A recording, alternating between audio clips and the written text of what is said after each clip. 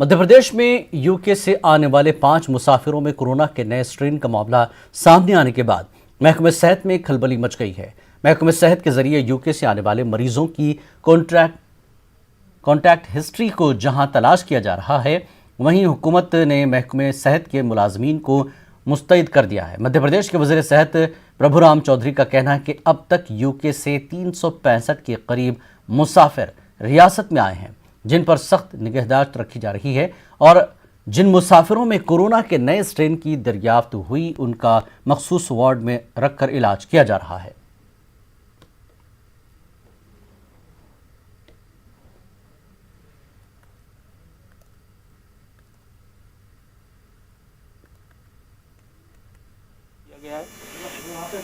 जो भी लोग आए हैं उनके सबके टेस्ट किए जा रहे हैं। लगभग 365 लोग यहाँ मध्य प्रदेश में थे, उन सबके टेस्ट किए जा रहे हैं। और जो 5 लोग पॉजिटिव आए थे उनके भी हमने, जो हमारे लैब हैं दिल्ली और पूना में, जो नया स्टैन आया उसके जो टेस्टिंग हो रही है वो हम लोगों ने भेजे हैं।